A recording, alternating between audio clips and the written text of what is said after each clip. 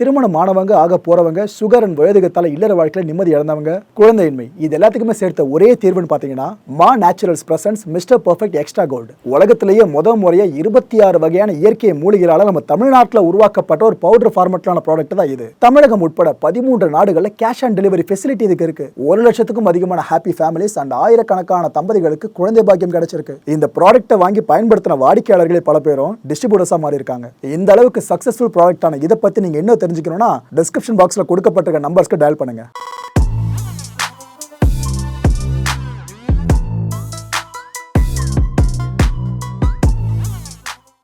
வணக்கம். Big topic with Karthik Mayakumar. Tamil ராக்கர்ஸோட admin கைது பண்ணப்பட்டிருக்காரு. எப்படி இந்த அரெஸ்ட் நடந்துச்சு இதை பத்தி தான் முழுக்க பேச போற நிகழ்ச்சிக்குள்ள போலாம்.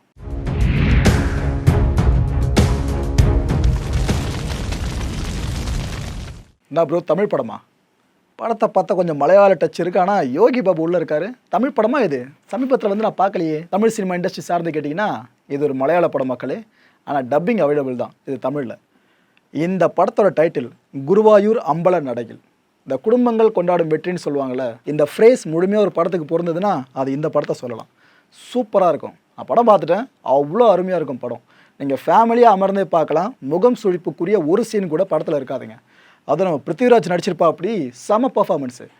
பிருத்திவிராஜ் பொதுவாக இந்த ஆக்ஷன் சீக்வன்ஸில் அதிகமாக நீங்கள் நடிச்சு பார்த்துருப்பீங்க. இந்த ஆர்ட் சார்ந்து பயங்கரமாக அவரோட பர்ஃபார்மன்ஸை வெளிப்படுத்தி பார்த்துருப்பீங்க. அதே பிருத்திவிராஜ் நல்லா ஹியூமரஸாக நடிச்சு அப்படி இருக்கும். அப்படி ஒரு அட்டம்ப்ட் தான் இந்த படம். இதுக்கு முன்னாடி சில அட்டம்ப்ட் போல் பண்ணியிருக்காரு. ஆனால் அதெல்லாம் ஒர்க் அவுட் ஆனதை விட இந்த படத்தோட கேரக்டர் நல்லாவே ஒர்க் அவுட் ஆகிருக்கு. ஆனந்தண்ணான்னு ஹீரோ வாய் நிறைய பாராட்டப்பட்டு இருக்கவர் ஒரு இடத்துல எந்த அளவுக்கு ஹீரோக்கு எதிராக மாறுறாரு, எப்படி போகுது கதை சூப்பராக சொல்லியிருப்பாங்க. இது அப்பேற்பட்ட இந்த படம் மலையாளத்தில் எந்த அளவுக்கு ஹிட் அடிச்சதோ, தமிழ் சினிமா ஆடியன்ஸ் இருக்காங்களே அவங்கள பல பேர் மனசுலையும் ஒரு நீங்காத இடத்தையே பிடிச்சிருச்சு. இந்த தமிழ் பாடல் ஒன்று உள்ளே வருங்க, அழகே இல்லைலா. நம்ம அந்த படத்தில் பார்த்த அந்த வைப் இருக்குல்ல, அதை விட இந்த படத்தில் நீங்கள் இந்த பாட்டை கேட்குறப்ப சூப்பராக இருக்கேப்பா அப்படின்னு உச்சி கொட்டி பார்ப்பீங்க. அப்படி இருந்துச்சு அந்த பாடலோட பிளேஸ்மெண்ட்டு. இந்த படம் சமீபத்தில் தியேட்டரில் ரிலீஸ் ஆச்சுல, அதுக்கப்புறம் சில நாட்கள்லேயே படம் நெட்டில் வந்துச்சு. நெட்லனா வேற எங்கே இருக்க முடியும், சாட்சாத் தமிழ் ராக்கர்ஸில் வந்துருச்சு. இந்த படம் இது போல் சோஷியல் மீடியா பிளாட்ஃபார்ம்ஸில் சர்க்குலேட் ஆகிட்டு இருக்குல்ல, அதுவும் டெலிகிராமில் லிங்க் வரைக்கும் கன்வெர்ட் ஆகி போக ஆரம்பிச்சிருச்சு. இந்த படத்தை எடுத்த அந்த ப்ரொடியூசர்ஸ் இருக்காங்களே அவங்க மனநிலை யோசிச்சு பாருங்கள், செம கடுப்பாக இருக்காங்க. ஆக்சுவலாக அது பல வருஷம் போராட்டம். தமிழ் ராக்கர்ஸை ஒழிச்சே ஆகணும்னு இங்கே வரைக்கும் போர்க்கொடி தூக்குறாங்க. ஆனால் இங்கே பெருசாக அது பாசிபிள் ஆக்க முடியல. கேரளாலேயே இப்போ இந்த போர்க்கொடி அழுத்தமாக தூக்கப்பட்டிருக்குங்க. ஏன்னா இப்போ ஏற்பட்ட ஒரு நல்ல படம் அதுக்குள்ளே என்னப்பா நீங்கள் நெட்டில் விட்டீங்கன்னு அவங்க மேலே செம கடுப்பாக இருக்காங்க. இல்லை யார் கடுப்பானாங்களோ இல்லையோ, இவங்க ரொம்ப கோபத்தோட உச்சிக்கே போயிட்டாங்க. பிருத்திவிராஜ் இருக்கார்ல, அவரோட மனைவியான சுப்ரியா அவர்கள். ஆக்சுவலாக இந்த படத்தோட ப்ரொடியூசர்ஸ் இருக்காங்களே, அதில் இவங்களும் ஒரு ப்ரொடியூசர். இவங்க என்ன பண்ணிட்டாங்க, கொச்சி சைபர் கிரைம் இருக்குல்ல, அவங்ககிட்ட போய் புகாரை பதிவு பண்ணிட்டாங்க.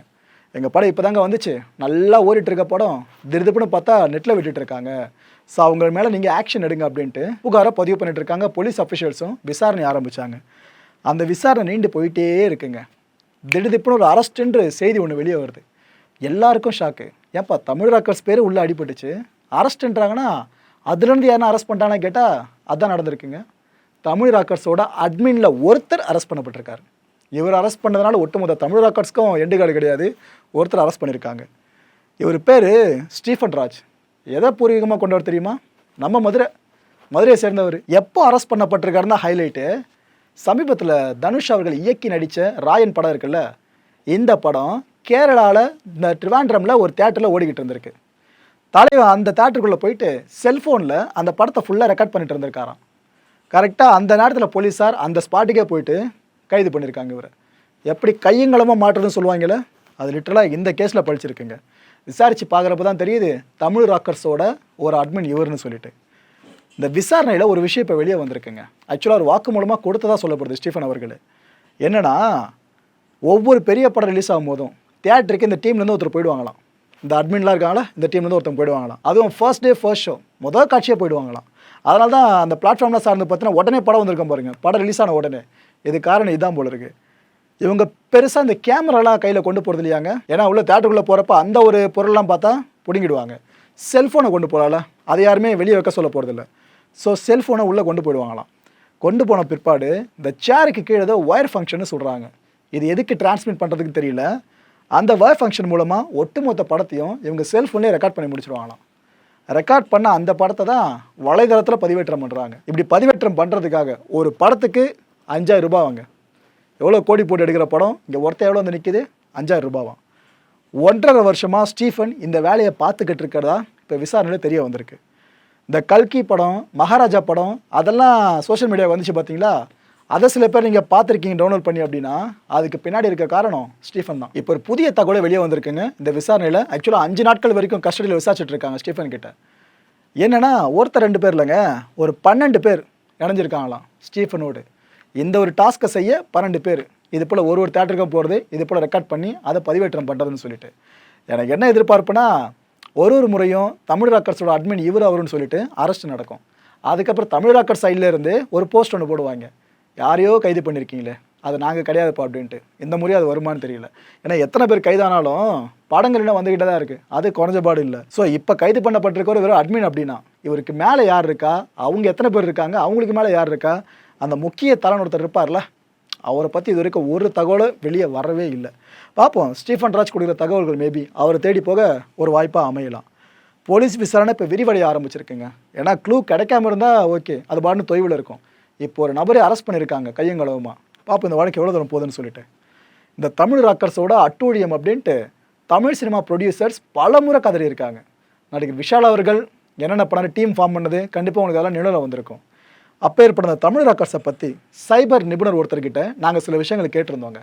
எப்படிங்க அவங்களால மாட்டவே முடியல, எத்தனை வெப்சைட் சார்ந்தாங்க ஓப்பன் பண்ணிகிட்டே இருந்தாலும் அவங்க பாட்டுன்னு பிஸ்னஸை பண்ணிக்கிட்டு இருக்காங்க, அவங்கள மொத்தமாக பிளாக்கே பண்ண முடியல, இதுக்கு பாசிபிலிட்டி இல்லைன்னா பல கேள்விகளை கேட்டிருந்தோம்.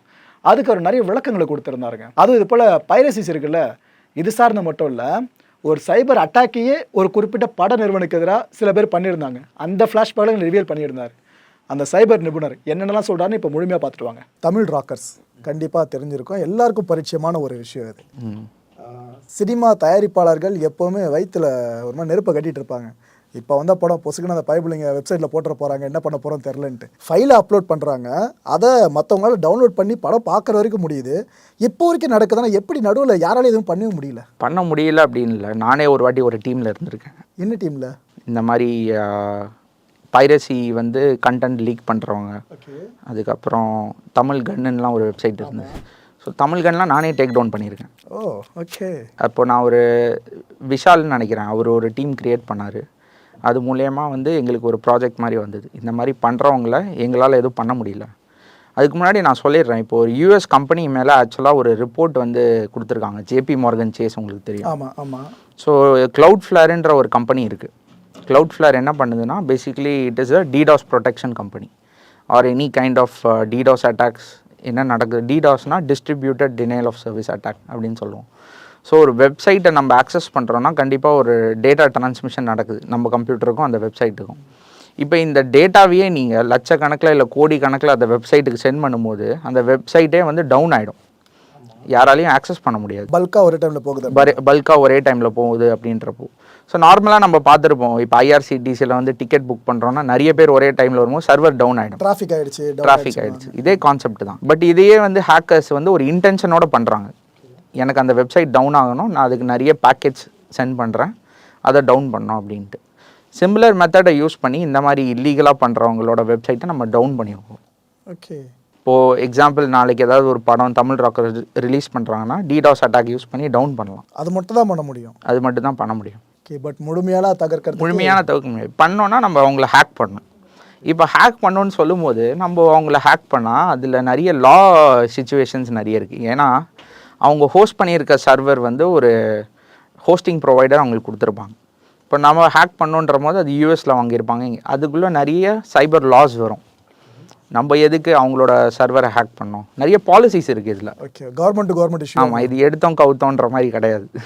த இன்டர்வியூ இங்கிலீஷ் படம் பார்த்துருக்கீங்களா? செத் ரோகன்ஸ் நடிச்சிருப்பார் அதில். ஸோ அதில் வந்து பார்த்தீங்கன்னா நம்ம நார்த் கொரியன் பிரசிடெண்ட் கிம் இருக்கார். ஆமாம். அவரை வந்து ஒரு மாதிரி காமெடியாக காமிச்சிருப்பாங்க. அது ஒரு ஹாலிவுட் படம் ஆக்சுவலாக, த இன்டர்வியூன்றது. அது காமிச்சதுக்கப்புறம் நார்த் கொரியனோட state sponsored hackers. So north கொரியாவில் கண்ட்ரியே ஸ்பான்சர் பண்ணி ஒரு ஹேக்கர் குரூப், கவர்மெண்ட்டே ஸ்பான்சர் பண்ணி. ஸோ இவங்க பேசிக்கலாக அந்த ஹேக்கர் குரூப் பேர் லெசாரஸ் அப்படின்னு சொல்லுவாங்க. அது மட்டும் இல்லாமல் APT38, APTனா அட்வான்ஸ் பர்சிஸ்டன்ட் த்ரெட் அப்படின்னு சொல்லுவோம். ஸோ அதில் அவங்க நம்பர் 38. இப்போ இவங்கள இந்த மாதிரி அட்டாக்ஸ் நீங்கள் சொல்கிற மாதிரி அட்டாக்ஸ் பண்ணுறவங்கள நம்ம ஏபிடி குரூப்ஸ்ன்னு சொல்லி கேட்டகரைஸ் பண்ணியிருக்கோம். ஸோ பேசிக்கலாக இந்த குரூப் இந்த மெத்தடாலஜி ஃபாலோ பண்ணி இந்த மாதிரி ஹேக் பண்ணுறாங்கன்னா அவங்க இந்த கேட்டகரி இந்த நம்பரில் டிஸ்டிங்விஷ் பண்ணியிருக்காங்க. இந்த கேட்டகரைசேஷன் வந்து அட்வான்ஸ் பர்சிஸ்டன்ட் த்ரெட்டில் ஒரு நம்பரை வச்சு கேட்டகரைஸ் பண்ணியிருக்காங்க ஈச் த்ரெட் ஆக்டர்ஸை. ஸோ பேசிக்கலாக வந்து பார்த்தீங்கன்னா இப்போது நீங்கள் கேட்டதுக்கு நான் சொல்கிறேன், இந்த மாதிரி டிடாஸ் அட்டாக் நான் உங்ககிட்ட இப்போ ஏற்கனவே எக்ஸ்பிளைன் பண்ணேன். ஸோ இந்த மாதிரி கிம்மை வந்து ஒரு காமெடியாக காட்ட போய் அந்த படத்தில் நார்த் கொரியன் ஹேக்கர்ஸ் ஒரு டாஸ் அட்டாக் பண்ணாங்க சோனி மேலே. ஐயோ. ஸோ இது நீங்கள் கூகுள் பண்ணி கூட பார்க்கலாம். எப்போ நடந்தது சார் இது? இது வந்து ஒரு 2014 ஒரு 16 நடந்தது. அந்த டைமில் ஓகே. ஸோ அந்த டைமில் இந்த மூவி வரும்போது ஒரு பெரிய கான்ட்ரவர்சி கிரியேட் ஆச்சு. அந்த டைமில் வந்து நார்த் கொரியன் ஹேக்கர்ஸ் வந்து சோனியவே டவுன் பண்ணாங்க. அதாவது அந்த படத்தோட ப்ரொடக்ஷன் கம்பெனி இப்போ சோனியாக தான் இருந்திருக்கணும். ஆமாம். ஓகே. ஸோ சோனியவே டவுன் பண்ணாங்க. அந்த டைமில் யாராலையுமே சோனியோட ஃபீச்சர்ஸ் யாராலையும் யூஸ் பண்ண முடியல. எக்ஸாம்பிள் வெப்சைட்டில் லாகின் பண்ண முடியல. இப்போ ப்ளே ஸ்டேஷன் நம்ம எடுத்துக்கிட்டால் கன்சோல்ஸ் நிறைய பேர் கேம் ஆட முடியல லாகின் பண்ணி. எல்லாமே பண்ணாங்களா? ஆமாம், டாஸ் அட்டாக் பண்ணாங்க. இது வந்து ஒரு மெகா டாஸ் அட்டாக். இது சின்ன லெவல்லலாம் பண்ண முடியாது. அவங்க நார்த் கொரியான்ற போது அவங்க இந்த மாதிரி ஹேக்கிங் ஃபீல்டில் வந்து பெரிய கேப்பபிலிட்டிஸ் இருக்குது அவங்களுக்கு. ஸோ பேசிக்கலாக பட் என்னென்னா அவங்க நிறைய இல்லீகலான இதுக்காக அவங்க யூஸ் பண்ணுறாங்க. ஸோ நார்த் கொரியா அது மட்டும் பண்ணது இல்லாமல் ஹேக்கிங்கும் நிறைய பண்ணி இன்னும் ரிலீஸ் ஆகாத படத்தெல்லாம் ரிலீஸ் பண்ணாங்க. ஃபிசிக்கலான ஹேக்கிங் அது. ஸோ இதை பற்றி இன்ஃபர்மேஷன் நீங்கள் ஆன்லைனில் பார்க்கலாம், நிறைய இருக்கும். கண்டிப்பாக படிக்கிறேன். மக்களை இந்த கான்டென்ட்டை பொறுத்த வரைக்கும் நாமளும் எதிர்பார்க்க வேண்டிய விஷயம் ஒன்று தான். இனிமேலாவது இந்த மிடில் கிளாஸ் மக்களுக்கானதாக தியேட்டர்கள் மாறினா நல்லாயிருக்கும். நீங்கள் டிக்கெட்டுக்காக கொடுக்குற காசு இருக்குல்ல, அதை விட அதிகமாக சாப்பிட்ற பொருட்களுக்கான காசு வந்துடும். ஒவ்வொரு தேட்டர்லையும் சொல்கிறேன். இதில் நீங்கள் விரல் விட்டு தான் என்ன முடியும். இந்த தேட்டரில் பப்ஸ் 30 ரூபாய்க்குள்ளே இருக்குப்பா, அந்த தேட்டரில் பப்ஸ் ஒரு 50 ரூபாய்க்குள்ளேயே இருக்குப்பான்னு சொல்லிட்டு கண்ணு முடி நடக்குங்க. வெளியில் நீங்கள் 15 ரூபா 20 ரூபா கொடுத்து வாங்குற பஃபை நீங்கள் தேட்டருக்குள்ளே போகிறீங்கன்னா 150, 200, 250, 300. அதே 2 முட்டை அதேமாரி பேக்கிங், ஆனால் அதுக்கு அவ்வளோ ரேட் இருக்கும். மனசறிஞ்சு ஒரு மாதிரி கடுப்பிலே தான் வாங்குவோம். பசிக்குது வேறு என்ன பண்ணுறது, வாங்கி தொலைவோம் அப்படின்ட்டு. இது போல் நிலமை மாறினா நல்லாயிருக்கும், ஆனால் மாறாது போல் இருக்கு. டு பி ஃப்ராங்க், இது போல் பிளாட்ஃபார்மில் சோஷியல் மீடியா பிளாட்ஃபார்மில் இறங்குற படங்கள் இருக்குல்ல, இதை நிறைய பேரும் டவுன்லோட் பண்ணி வரைக்கும் பார்த்துக்கிட்டு தான் இருக்காங்க. மிடில் கிளாஸ் மக்களோட ஒரு பிளாட்ஃபார்மாக இந்த ஸ்டீஃபன் ராஜ் போல் ஆட்கள் ஏற்படுத்துகிற பிளாட்ஃபார்ம் இருக்குல்ல, அது இன்னும் திகழ்ந்துக்கிட்டு இருக்குது. ஏன்னா சில பேர் இதை நியாயப்படுத்துகிறாங்க. ஏங்க நீங்கள் அவ்வளோ கொள்ள லாபம் அடிக்கிறதுக்காக என்னென்னமோ பண்ணுறீங்க, படத்தை அவ்வளோ பெரிய ஸ்க்ரீனில் விட்டு எங்களால் காசு கம்மியாக கொடுத்து பார்க்க முடியலங்க, இன்னொரு பக்கம் நெட்டில் வருது ஈஸியாக நான் டவுன்லோட் பண்ணி பார்க்குறோம், இதில் என்ன தப்பு அப்படின்றாங்க. இது ஆக்சுவலாக நியாயப்படுத்தக்கூடாது தான். ஏன்னா அந்த பக்கம் அவ்வளோ காசை கொட்டி படம் எடுக்கிறாங்க, அந்த உழைப்பை சுரண்டுறதுக்கு சம்மந்தம் இது. இருந்தாலும் இன்னொரு பக்கம் நடந்துக்கிட்டு இருக்க தப்பு இருக்குல்ல, ஃபுல்லாக டிக்கெட் ரேட்டை கூட்டுறது, உள்ளே விற்கப்படுற உணவுப் பொருட்கள் ரேட்டை கூட்டுறது, அதாவது வெளில இருக்க ஃபுட்டாக உள்ளே கொண்டு வரக்கூடாதான், அந்த ரூல் வேறு போட்டு வச்சுருக்காங்க. இதெல்லாம் இருந்தால் எப்படி கன்சிடர் பண்ணால் நல்லாயிருக்கும். அடுத்த நிகழ்ச்சியை சந்திக்கலாம். நன்றி, வணக்கம். வணக்கம் மாயம் ஸ்டுடியோஸ் நண்பர்களே. மாயம் ட்ரெண்ட்ஸ் அப்படின்ற ஒரு புதிய ஃபேஸ்புக் பேஜை ஓப்பன் பண்ணியிருக்கோம். நீங்கள் யூடியூப்பில் பார்த்துட்டு இருக்கீங்களா நம்மளோட கான்டென்ட்ஸ்லாம், இதெல்லாம் விட ஒரு படி மேலே ரொம்ப கிறிஸ்பாகவும் ரொம்ப சூப்பராகவும் நிறைய கான்டென்ட்ஸ் உங்களுக்கு இந்த பேஜில் காத்துட்ருக்குங்க. ஸோ உடனடியாக ஃபேஸ்புக் பிளாட்ஃபார்ம் போங்க, மாயம் ட்ரெண்ட்ஸ்னு டைப் பண்ணி சர்ச் பண்ணி நம்ம பேஜை ஃபாலோ பண்ணுங்கள்.